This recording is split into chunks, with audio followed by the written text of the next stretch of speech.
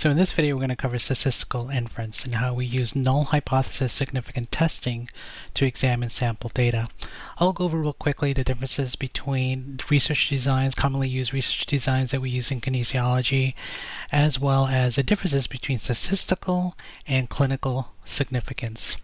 So the majority of the statistical analysis that I'm going to be discussing in this video largely depends on the distribution of data being normal. So this is a nice bell-shaped curve, is a normal distribution of data in which the mean or the median basically cuts the distribution in half. 50% of the distribution is below it and 50% of the scores is above that number.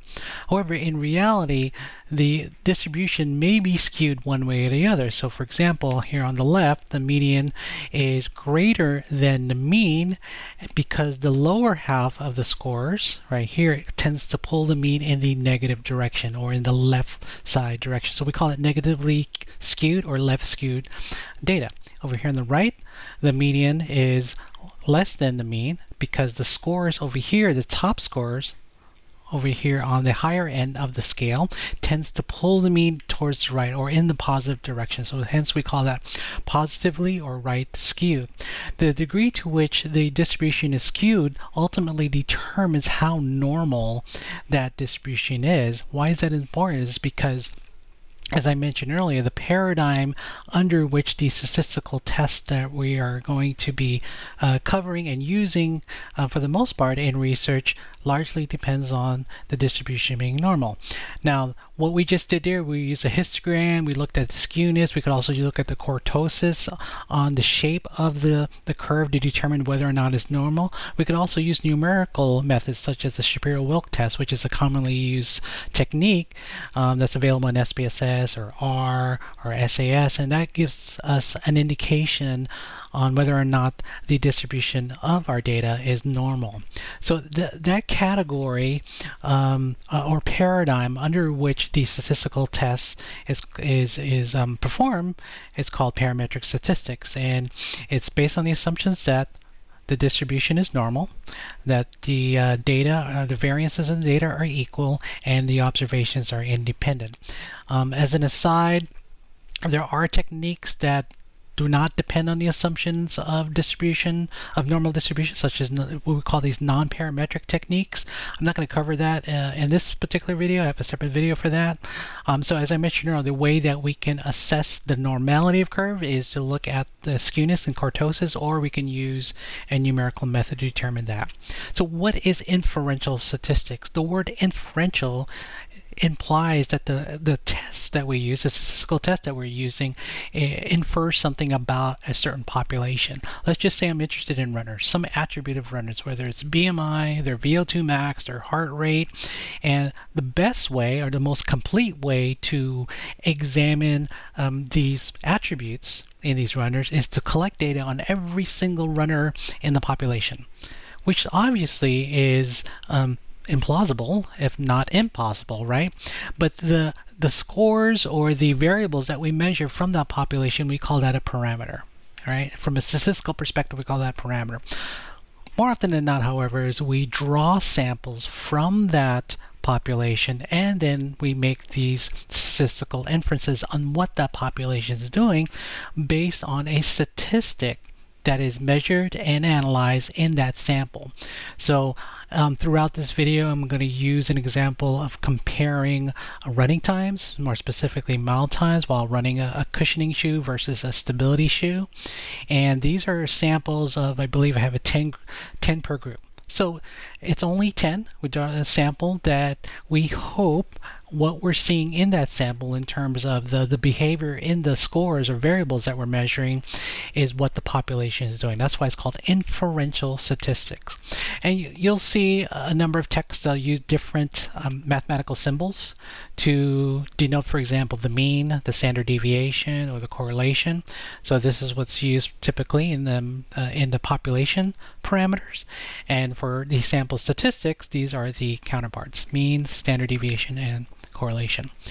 So In research, specifically in research, exercise science, kinesiology, physical therapy, you name it, we use a scientific method, which involves developing a hypothesis and running a statistical technique, an inferential statistical test to test that hypothesis and determine whether or not that hypothesis is more probable than a competing hypothesis.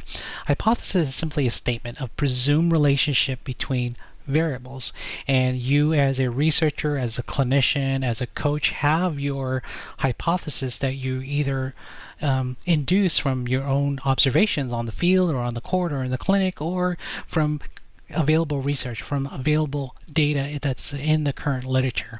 So how we determine this hypothesis largely depends on our experience. Now, in developing or in performing these statistical analysis in scientific method, hypothesis-driven research, it's worthy to know there are two specific types of hypothesis, and I'm going to go over two of these. I know I have here three, but really there are only two. Probably the most important one is the null hypothesis. What does the word null mean? I think you already know what that means, right? It means none, nada, nothing. So it is a statement that there is no relationship between variables, or that there is no association between BMI and heart rate, or there's no difference in mile times between shoe A and shoe B. So that is the null hypothesis. The alternative hypothesis is the exact opposite. That is a statement that there is a presumed relationship between variables, so that there is going to be a difference between shoes or between males and females in BMI. And the research hypothesis is whatever you as a researcher believes in coming in. You may believe that 8 weeks of HIIT is going to improve someone's vertical jump height. That is an alternative hypothesis.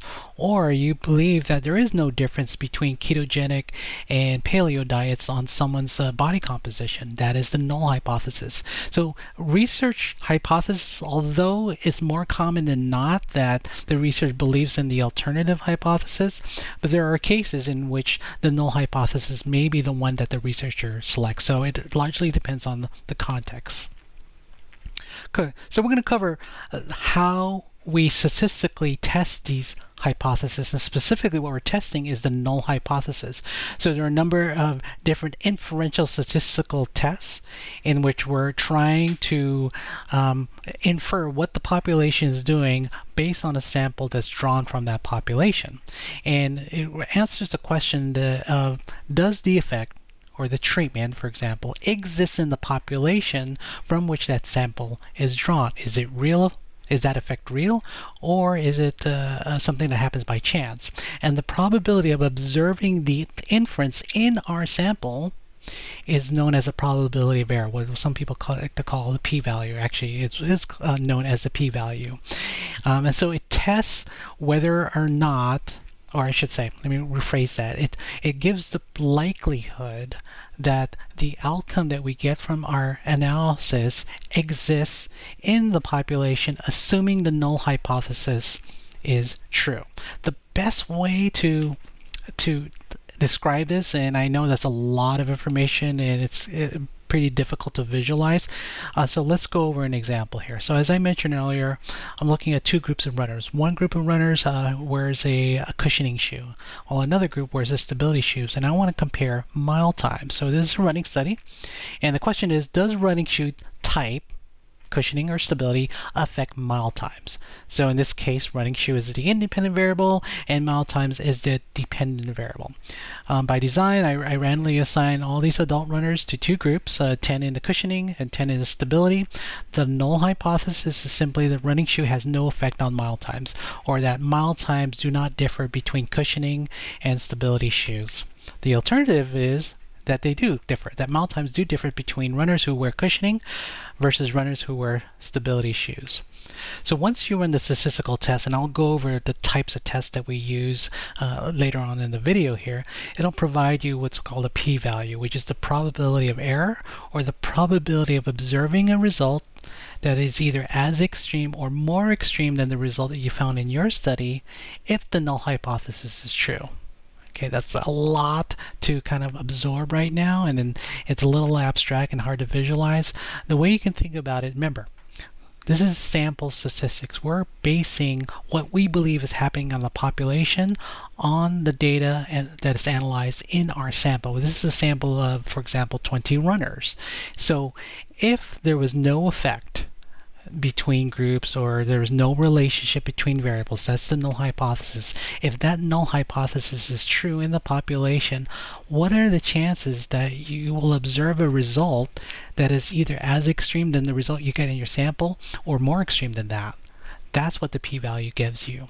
And it's a number that is between 0 to 1 or 0 to 100%, and we need to compare it to a criterion level to determine whether or not the null hypothesis, that no relationship exists between variables, can be rejected. Do we have enough evidence in our data to reject the null hypothesis? And that is typically set at 0.05 or at 0.01 depending on the context of the study. That is another way of saying that we're willing to accept 5% or 1% chance of being wrong, of getting it wrong, right? That the data that we see, or the results we see occurs by chance in the population. Okay, so the best way to explain all of this statistical magic is with our example here. So we'll come back to our running study, and we're comparing average mile times between running with stability shoes versus running with cushioning shoes. I have here a sample of 20 runners, 10 in the stability group and 10 in the cushioning shoes. The null hypothesis in this case is an effect of 0 seconds. That means there is no difference in mile times between stability and cushioning shoes. In reality, you can choose any effect size you want. You can choose 1 second or 2 seconds, but for the sake of simplicity, we're just going to choose 0 seconds. So we collect data, and these are hypothetical numbers. And we found that the stability shoe elicited a average mile time of 390 seconds plus or minus 10. That's the standard deviation. And wearing the cushioning shoe resulted in an average mile time of 400 plus or minus a standard deviation of 15. That is a difference of 10 seconds. That means, according to this data, that running with a stability shoe results in a mile time that is 10 seconds faster. What we want to know is that effect size, that negative 10 seconds, due to the shoe itself or due to some other factors in the population or some random fluctuations that happens by chance. So in order to answer that question, we need to figure out what the probability of error is, right? Remember, the probability of error is the likelihood of observing that result, in this case negative 10 seconds, if the null hypothesis was true. If there was no effect of running shoe on mile time, how likely would you observe a result of negative 10 seconds? So let's break this down. So negative 10 seconds here, this is the difference in mean mile times. I almost said meal times. I said mean mile times. And let's just say, for example, I were able to repeat the study multiple times. In fact, you can use a computer simulation algorithm to simulate or virtually replicate the study thousands, hundreds of thousands of times. And, you know, some places I'll get negative 10 seconds, and some instances I'll get negative 30 seconds. Some instances I'll get 10 seconds, positive 10s, which means the cushioning shoe is faster. And then over and over, and then ultimately you see here that the distribution in that sample statistic resembles the normal distribution, whereas the central figure here, this value here, is a null effect. That is 0 seconds. What we want to know is, in our sample, negative 10 seconds, is how far away from the null is that score, and is it far enough that it doesn't really match up for what's happening in this distribution. Remember, inferential statistics is all about estimating what the population parameter is, whether it's a mean, standard deviation, or in this case a difference in mean mile times based on our sample statistic. And our statistic here is the difference in mean mile times.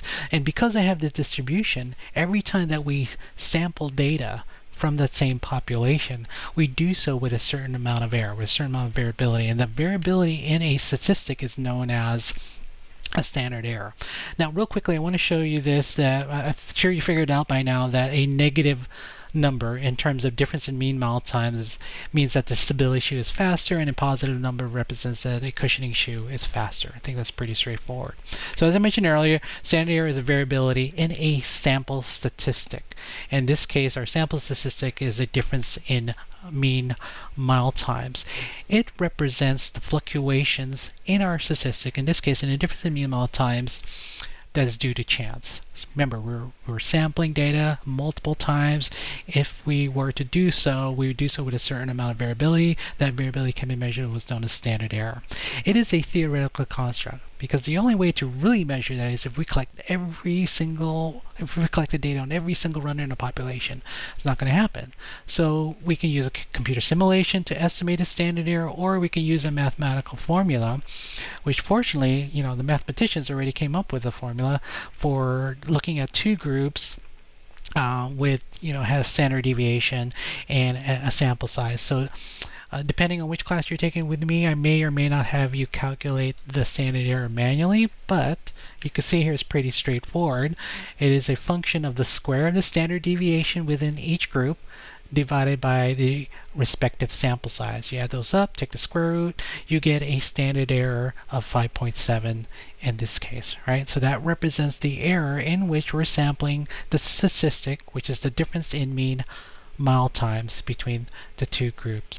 I'm going to come back to this second, but I wanted to emphasize what the standard error is dependent on. It's dependent on the variability within each sample, the standard deviation, as well as the sample size. So if I had a higher sample size, the standard error would tend to go down. So that's food for thought. Okay, so moving forward.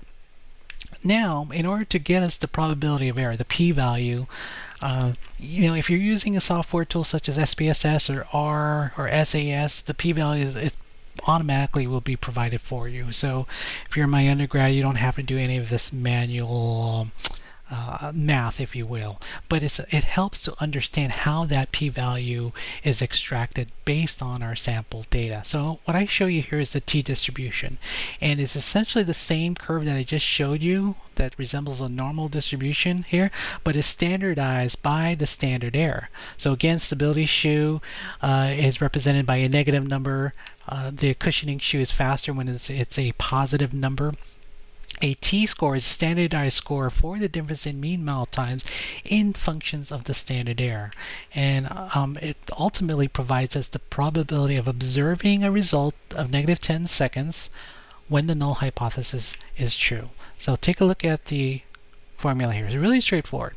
It's the observed score, in this case would be negative 10 seconds, minus the null score, which is 0, divided by the standard error. So it's the function of both the effect, how far it is away from the null, as well as the variability. So the higher the variability, the closer that observed score is to null effect. What we want to know is that effect that we get of negative 10 seconds, is it rare enough that we can safely conclude that it's different from what's happening in the population as a whole?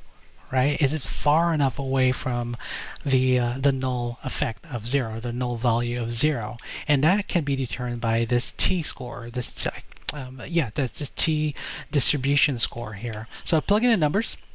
Negative 10 minus 0 divided by 5.7, which is a standard error that we found in the previous slide.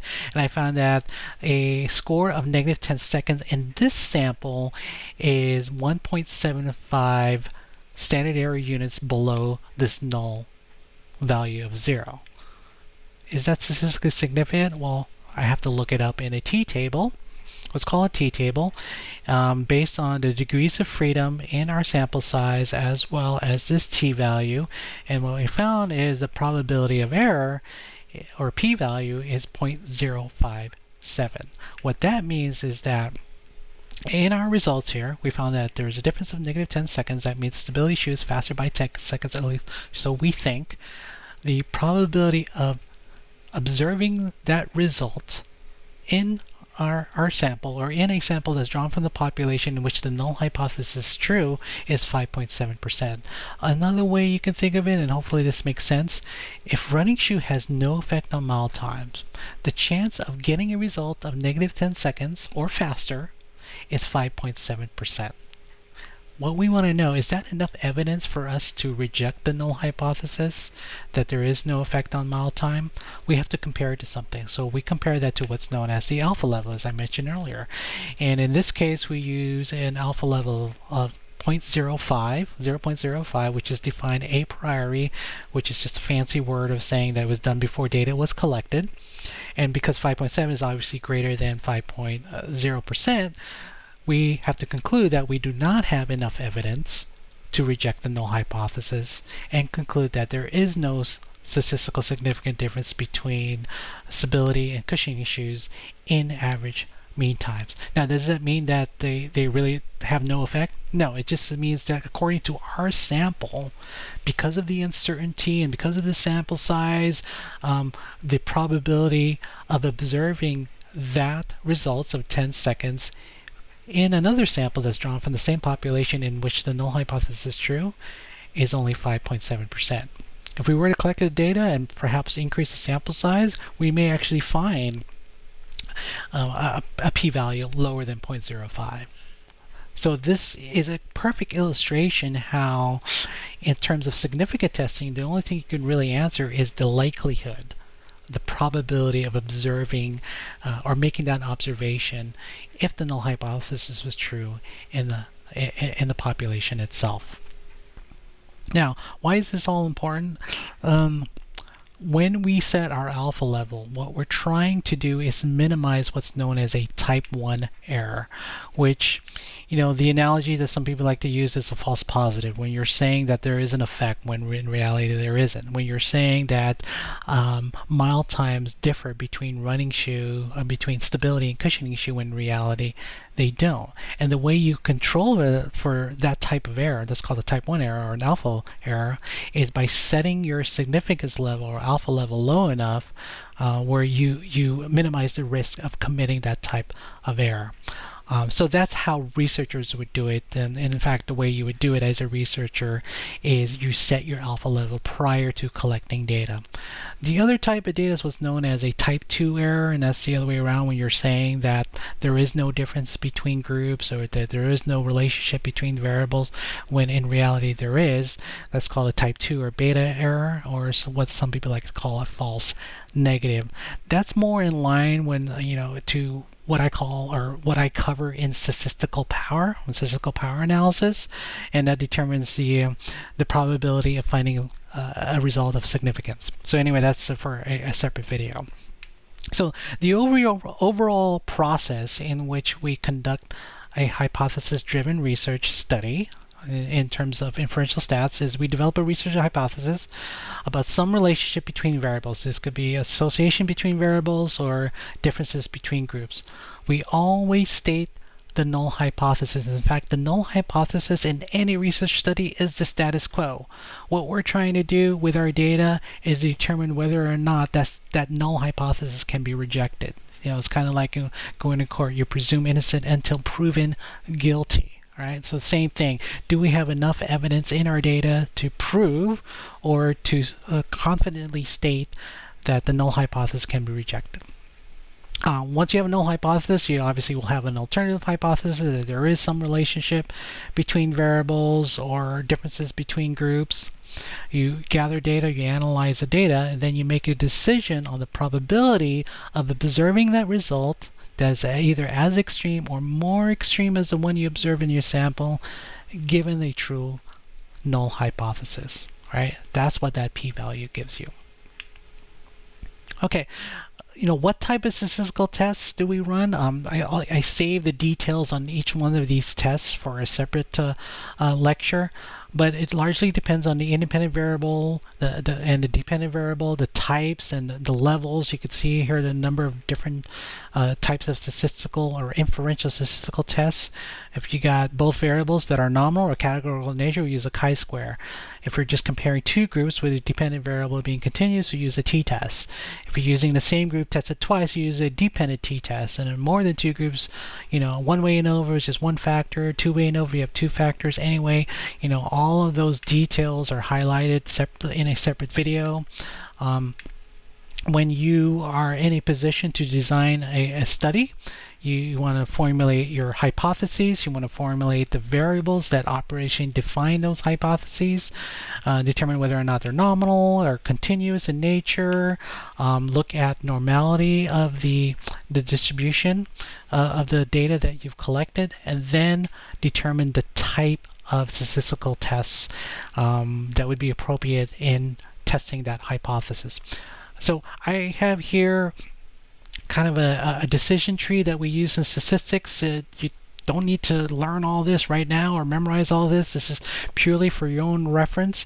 And again, it depends on research questions, the type of dependent and independent variable, both the number and the type. Are there any covariates involved? The tests involved, and the ultimate goal of that statistical analysis. So anyway, that is for your own reference there.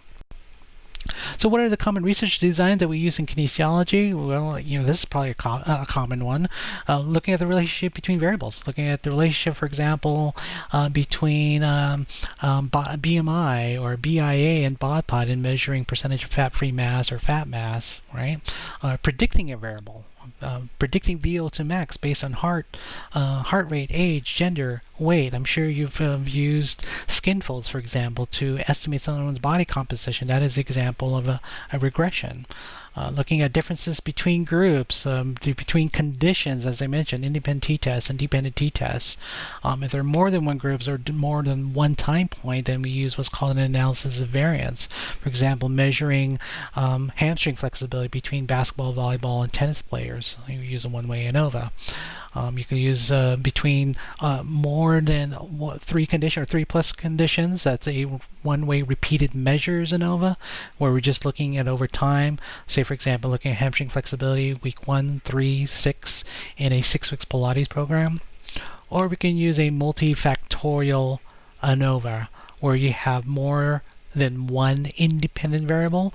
A perfect example is a randomized control trial, where we're looking at measuring a dependent variable, an outcome measure, over time, say at time 0, time 1, time 2, time 3, and determining if there are any differences in that longitudinal study between different groups. So I'm comparing between a treatment group and a control group and watching them over time. That's called an RCT, or randomized control trial. Probably one of the most common designs that we see, not just in kinesiology, but in all different branches of science, and it's what a number of what's called level 1B evidence, scientific evidence, is are typically collected and analyzed.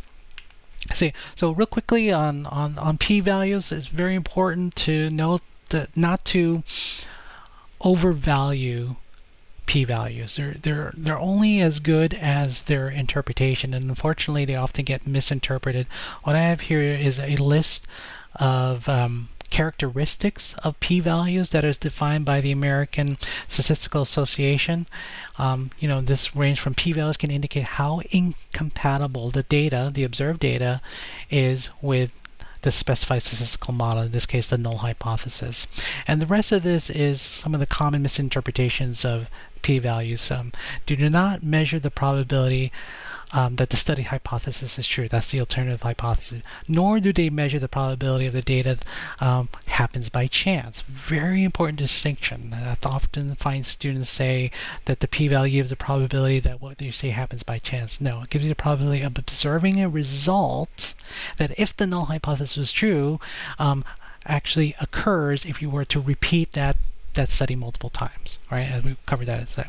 And the rest of these, I trust that you will look over each one of these and get a better idea on what a p-value is and how they should be interpreted.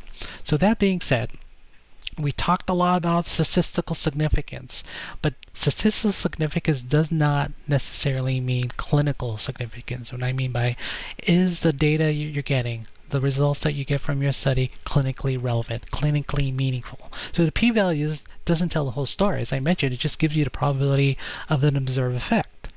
The effect size is measured differently, right? And I mentioned earlier in the study, the effect size was simply the difference in mean times. It could also be the correlation, or what we call shared variance. So there are different ways to measure effect size, and p-value is not one of them. Okay.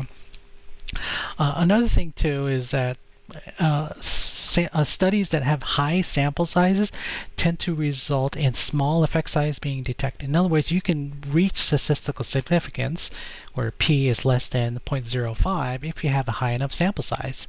Remember when I talked about standard errors and talked about the t-distribution? Those are dependent in the uncertainty in the sample or in the population from which that sample has drawn. So it's dependent on both variability, standard deviation, as well as the sample size. So the higher the sample size, lower that standard error, aka the uncertainty will be in that data. So at some point, yes, you have a high enough sample size, you'll get a p-value that's significant. In fact, it's completely useless at that point. So here's one example. This is a study that looked at, I think it was over 20,000 women, and looked at their weight gains between three groups. The three groups were, I believe, low intensity exercise, moderate intensity exercise, and high intensity exercise, both intensity as well as frequency. And they compared their weight gains over time. And what they found is a statistical significant difference in weight gains between all three groups. What's interesting, however, is that the weight that was actually gained was 0.26 pounds, less than what in the high group than it was in the low and moderate group. That means over time, you can look here, and we're just looking at, say, for the first 3 years, and you compare the slope, that's 0.26 pounds. That's less than a half a pound in 3 years. So yes, it's statistically significant, but is it clinically significant? Is it clinically meaningful? And I would argue, obviously, just based on these results, it's not. Right? In fact, if you were to extrapolate this out to 13 years, you would still have less than a pound gain. That's it. So anyway, knowing whether there is a difference is not enough. We have to determine whether that effect, the size of the effect, is clinically meaningful. And if you take an evidence-based practice course, or if you're a clinician, you'll understand about the research on measuring what's known as the minimal clinical meaningful result or change or difference. And I'll leave with this quote from Huff's book on How to Lie with Statistics. A difference is a difference only if it makes a difference. Okay?